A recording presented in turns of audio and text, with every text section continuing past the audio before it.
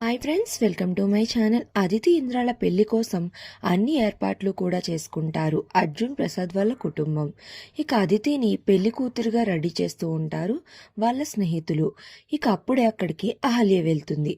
అహల్య వెళ్ళి, అదితి, నీతో నేను అర్జెంట్గా మాట్లాడాలి.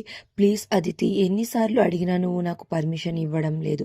ఈ విషయం నేను నీకు మాత్రమే చెప్పాలి, అది కూడా నేను ఇప్పుడే చెప్పాలి. దయచేసి నా మాట విను అదితి అని అహల్య అదితిని వేడుకుంటూ ఉంటుంది.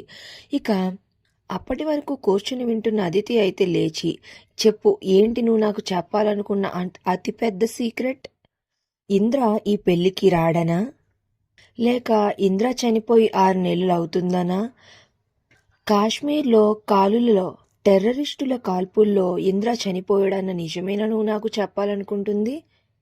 నువ్వు గౌతమ్ కలిసి ఇంద్ర చనిపోయాడన్న విషయం ఎవ్వరికీ తెలియకుండా దాస్తున్నారు కదా, ఆ విషయం చెప్పాలనుకుంటున్నావా అని అయితే అతిథి అన్ని ఒకదాని తర్వాత ఒకటి నిజాలు చెప్తూ ఉంటుంది.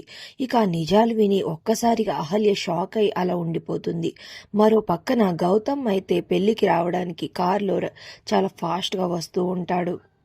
ఇంద్ర ఈ పెళ్లికి రాడని, తను ఎప్పుడో చనిపోయాడన్న నిజం పద అందరికీ చెప్దాం అని అహల్యని చేయి పట్టుకుని పెళ్లికూతురు గెటప్లో ఉన్న అదితి అయితే చేపట్టుకుని తీసుకుని వెళ్తుంది. ఇక రెడీ అయిపోయావా అమ్మా అని సుభద్ర అదితిని అడుగుతూ ఉంటుంది.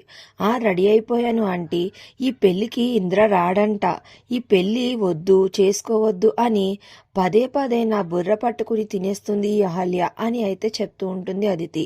ఇక ఆ మాటలు విన్న కుటుంబ సభ్యులందరూ షాక్ అయిపోతే పెళ్లికి వచ్చిన అతిథులందరూ కూడా కుర్చీల్లోంచి లేచి నుంచుని ఒక్కసారిగా షాక్ అయ్యి అలా చూస్తూ ఉండిపోతారు. ఇక అప్పుడు అర్జున్ ప్రసాద్ అంటూ ఉంటాడు, ఈ పెళ్లి ఎందుకు జరగదని అంటుందమ్మా అహల్య అని అయితే అడుగుతూ ఉంటాడు అర్జున్ ప్రసాద్. ఎందుకంటే ఇంద్ర లేడంట అంకుల్, చనిపోయాడంట అని అహల్య చెప్తూ ఉంటుంది. అదితి చెప్తూ ఉంటుంది. ఇక ఆ మాట వినగానే ఒక్కసారిగా అహల్య షాక్ అయిపోతుంది. మరి ఇదంతా నిజమేనా, లేదా ఎవరైనా కలగంటున్నారా? మరి నెక్స్ట్ ఏం జరగనుంది? ఇంద్ర చనిపోయాడన్న నిజం అందరికీ తెలియనుందా అనేది నెక్స్ట్ రివ్యూలో